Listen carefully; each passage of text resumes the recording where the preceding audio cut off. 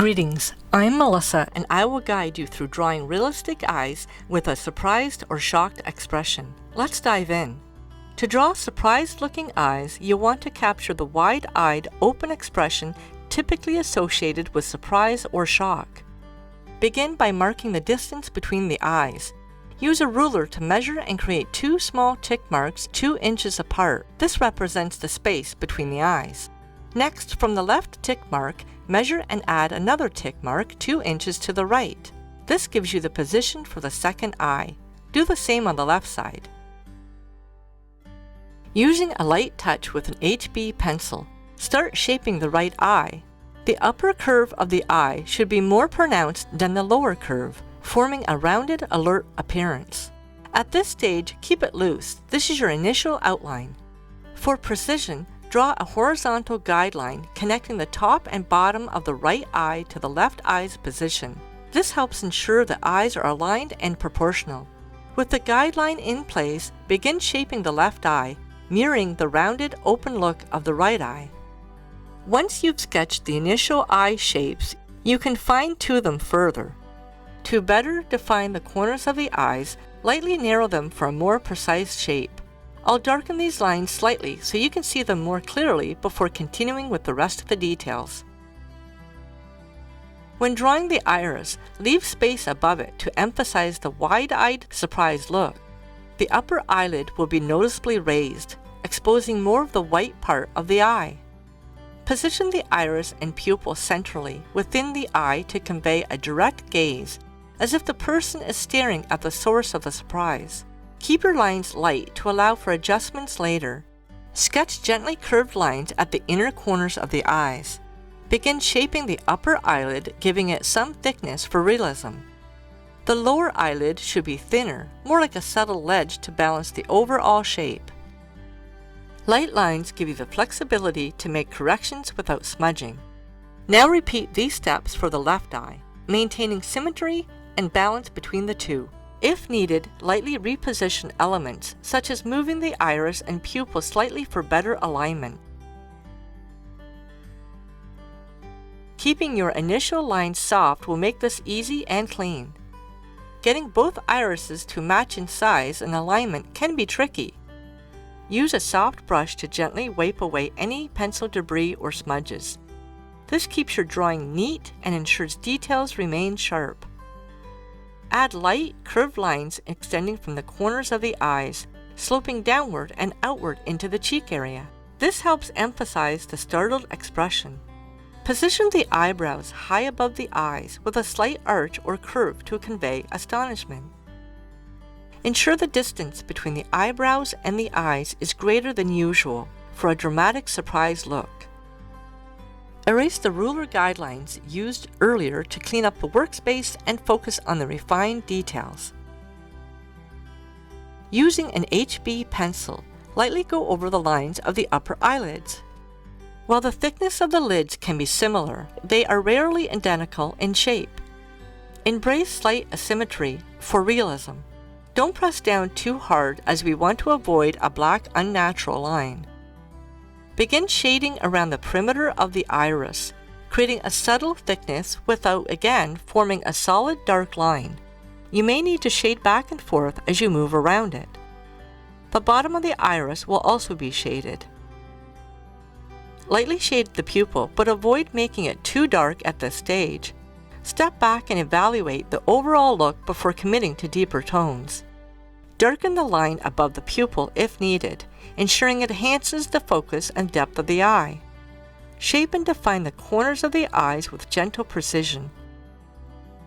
Repeat these steps for the right eye, maintaining symmetry and ensuring both eyes capture the same surprised expression. The outer rim of the iris is usually darker than the inner areas.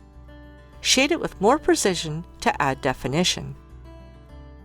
The iris transitions smoothly from lighter tones near the highlight to darker tones around its edges. So let's first get those in. Eventually the pupil will be a deep black tone and will be the darkest part of the eye. You want to avoid leaving any visible strokes. Apply light to medium pressure to shade the upper eyelids. creating a natural gradient that emphasizes their contour. Begin shading the iris by stroking back and forth from the pupil outward. This method creates a smooth gradient that radiates naturally. For the right iris, leave a small area unshaded to serve as the primary highlight. A highlight will be added to the left iris later for balance. Blend the shading in the iris using the same back and forth strokes. This ensures a seamless transition between light and dark areas. Avoid overblending as the iris should retain visible texture. While we're at it, blend along the upper eyelids while following the contoured rounded shape. Switch to a 4B pencil to deepen the darker tones. Add subtle thickness to parts of the iris outline, extending lines and shading slightly into the iris for texture. Blend these elements for a smooth, natural effect. I will gradually build layers to emphasize shadows and details. Darken the outer edge of the upper lid, adding more intense shading. Extend the shading from the center of the upper lid toward the corner of the eye to create a sense of depth and contour. Use a dirty tortillon or blending stick to softly shape the whites of the eyes. This creates a rounded, three-dimensional appearance instead of a flat look. Be sure to keep your dirty blending tools. They're perfect for creating soft, light gray shades and subtle gradients. Blend into the corners of the eyes and gently extend into the whites, ensuring smooth transitions between shadows and highlights. This helps maintain a natural and cohesive look. A kneaded eraser is excellent for lightening areas that appear too dark or for gently lifting excess shading. At this point, you'll notice a clear difference between the two eyes. Highlights and shadows significantly enhance depth. Without the soft shadows around the whites of the eyes can appear flat. Use a Q-tip to gently soften gray tones, blending them seamlessly into lighter areas. This creates a natural gradient. In wide open eyes, the lower ledge of the upper eyelid, just beneath the area where eyelashes grow, may become visible. Focus on the center of the lid to subtly define this detail. This adds realism and depth to the eye structure. Continue blending the upper lid, ensuring smooth transitions between shadows and highlights.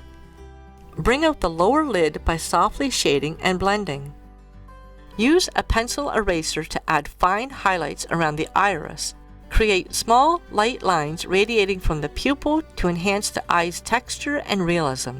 Strengthen the lines on the upper left side to emphasize the main highlight, indicating the light source. Add a secondary highlight near the bottom of the iris, consistent with the light source on the left side. Repeat these steps for the right eye, starting with a 4B pencil. Pay attention to symmetry and consistency, ensuring both eyes convey the same light source and depth. Darkening the back of the upper lid is a crucial step. Since the lid recedes into the eye socket beneath the skull bone, it's important to avoid a flat appearance. Do you see the difference between the two? The eyeball on the left now appears more rounded and lifelike. The trick is to get the two eyes to appear the same. So make sure you always study the eyes by looking at both of them. Are the highlights relative to the light source? Are the pupils the same size? These are things to consider when drawing the second eye. It's even more important to use the same shading pressure to ensure consistency. Emphasizing the rounded shape of the eye, add fine darker lines radiating from the pupil outward for texture. The lines should be subtle and not overpower the overall shading. Again, blend lightly so as not to overblend those fine lines. Blend over the upper eyelid and the corner of the eye. Continue shaping the whites of the eyes by gently smudging the graphite to form the roundness of the eyeball. Remember to add that lower ledge on the bottom of the upper lid as we had done in the left eye. The corners will contain darker shading, so you may need to concentrate more blending in these areas. If needed, you can also add some light shading to the whites of the eyes if your tortillon is not dirty enough. A pencil eraser is used to add highlights. reflecting the primary light source. Once again, a Q-tip can be a soft touch for blending purposes. If the tone becomes too dark, just tap it with a kneaded eraser. An HB pencil is used to define edges before continuing to blend over the eyes and moving to the next steps.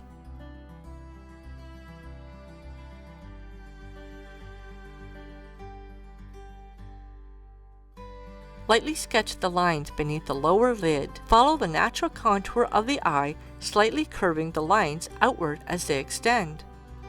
Crease lines under the eyes typically occur in areas where skin folds naturally due to movement, age, or expression.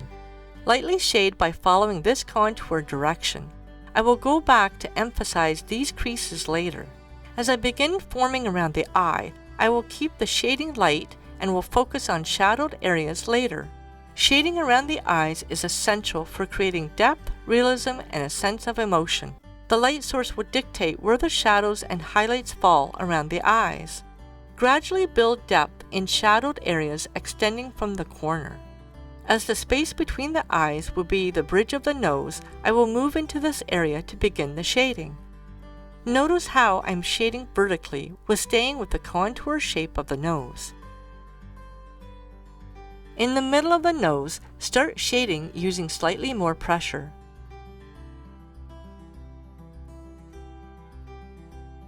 Continue shading around the right eye. Don't forget to add those small creases below the eye.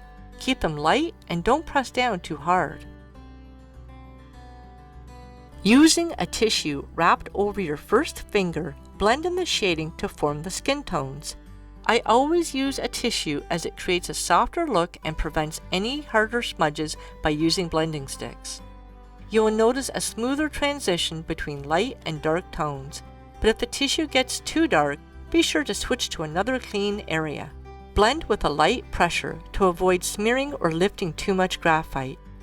Let's go back and begin building up tones in the corner below the left eye and make the creases more visible.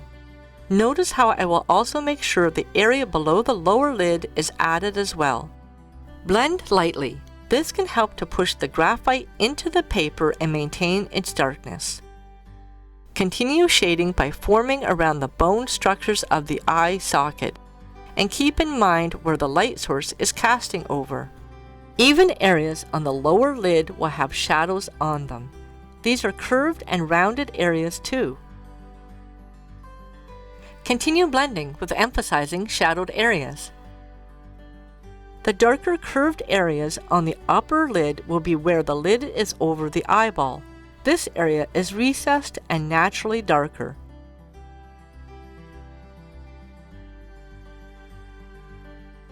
Don't forget the corner of the eye, as this is as important as other areas.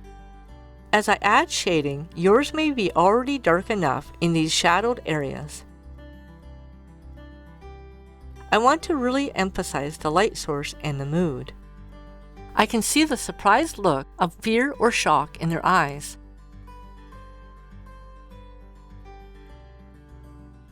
I will blend the shading again with a tissue and will push it over the eyebrows. After having these eyes staring back at me, I'm feeling a bit paranoid, I must say. Continue shading above the upper lid and continue on to the nose.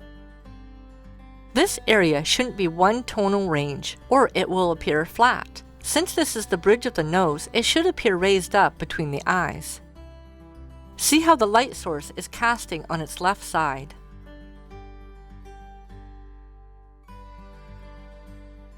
There is a small but important shadowed area, which is the inner area of the nose beside the eye, shade but not too dark. With a 4B pencil, repeat the steps by adding shadow along the corner of the eye and building up the creases. Add and build up shadowed areas as needed. Yours may be different than mine. We tend to forget about these fine shadowed areas on the lower lids. Remember when drawing eyes that there may be some subtle differences between them, with one being slightly larger or more open than the other. This can be due to muscle tone, eyelid positioning, or natural facial asymmetry. Even the skin and texture around the eyes can have differences of fine lines and creases due to facial expressions or movements. These variations are completely natural and often unnoticed unless closely analyzed. They add individuality and character to each person's face, making every pair of eyes truly unique. That equates to over 8 billion unique eyes. If needed, you can also add some light shading to the whites of the eyes if your blending tool is not dirty enough.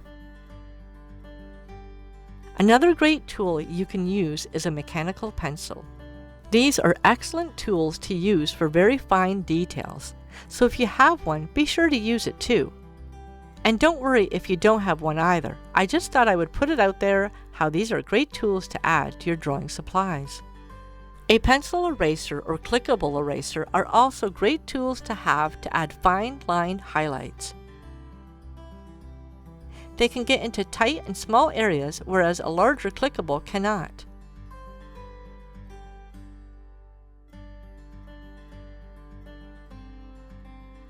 And last but not least, the Tombow Mono Zero clickables are the ultimate fine tool eraser.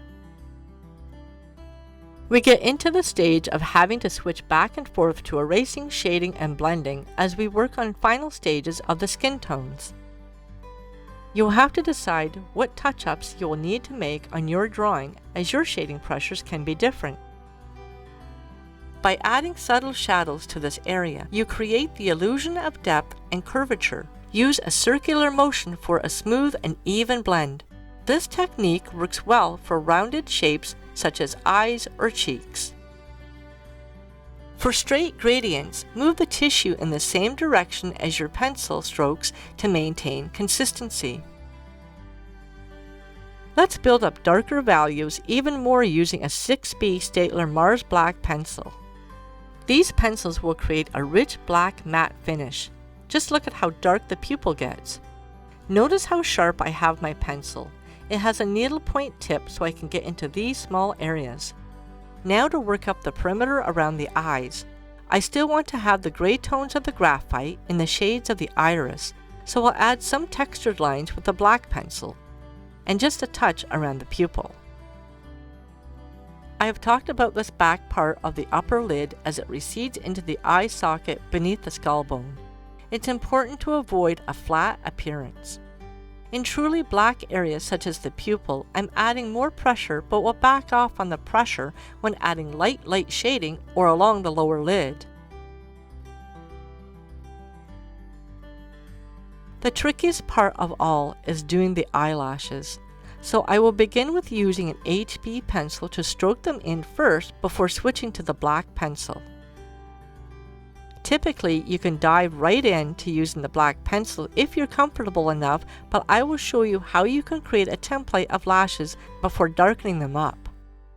This is for all you beginners who are just starting to draw. Now go over them with a black pencil. The upper lashes are usually longer and more numerous than the lower lashes. Use quick, confident strokes and group some lashes in small clusters. Eyelashes are not straight. They have a slight curve. They grow out from the eyelid, starting thicker at the base and tapering toward the tip. Drawing eyelashes effectively requires attention to their natural shape, direction, and flow. Vary the length and thickness of the lashes to add realism. Add overlapping lashes to create a fuller effect. Remember not to overdo it. Too many lashes can look cluttered. Start the lower lashes from the inner corner to the outer corner. They are generally shorter, finer, and sparser than the upper eyelashes. Lower lashes tend to grow downward but curve slightly outward. Let's move on to the eyebrows now. You can begin by using an HB pencil. The inner part near the nose will be thicker and denser. As we stroke towards the outer part, the lashes will taper to a fine point. You can darken the eyebrow using a darker B pencil or a Staedtler Mars Black pencil that I'm using here. Notice how I'm curving the hairs towards the right, and then about 3/4 of the way, I will start descending the hairs in a downward direction. Blend lightly for a softer look. And just to show you another method, a mechanical pencil can add finer hairs, especially stray ones near the bottom or ends. Build up the eyebrow to your desired thickness and darkness. Continue to the left eye with stroking in the upper lashes using an HB pencil. If you want to dive in and use the Black Mars pencil, you can do this too. A 4B pencil can also add thicker, darker lashes as well. Remember to keep your pencil sharp so that you can draw thin eyelashes and to keep at a quick pace. I don't know about you, but I'm always better drawing the right eye than the left one. I feel awkward stroking towards the left side for some reason. Maybe it's just because I'm right-handed. You will find that the lower part of the lashes, particularly towards the outer corner, tend to be thicker towards the bottom. Don't forget to curve out the lashes below where the outer corner is. Let's now try to match the pupil and iris and stroke in the lower lashes.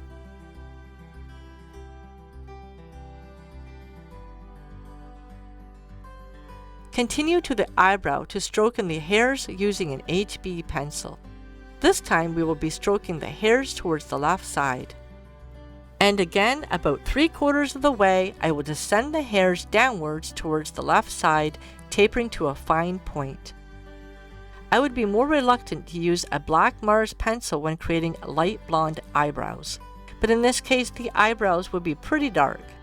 Notice how I always draw the hairs with staying with their growth pattern, from how they grow from the bottom and up and outwards. You want to keep the hairs short to mimic individual hairs. Overlapping strokes will create natural density and texture. Add thickness and individual stray hairs for a more natural look. During these final stages, touch up your drawing. This could be on the eyes, skin, or eyebrows. Yours may be different from mine.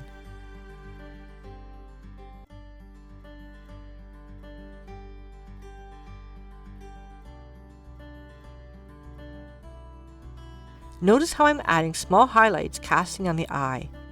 These can make a big impact to the realism of them. The Strathmore paper I'm using is great for pencil realism. The texture is smooth, but contains enough tooth to add multiple layers. It can also take lots of blending and erasing. So in choosing your paper, keep this in mind. Look for an acid-free paper and is thick enough to hold up several layers. I can truly say that I have not been disappointed with this type of paper and is recommended by many pencil realist artists alike. If you have enjoyed this tutorial, please give me a thumbs up and subscribe to my channel for more free drawing tutorials.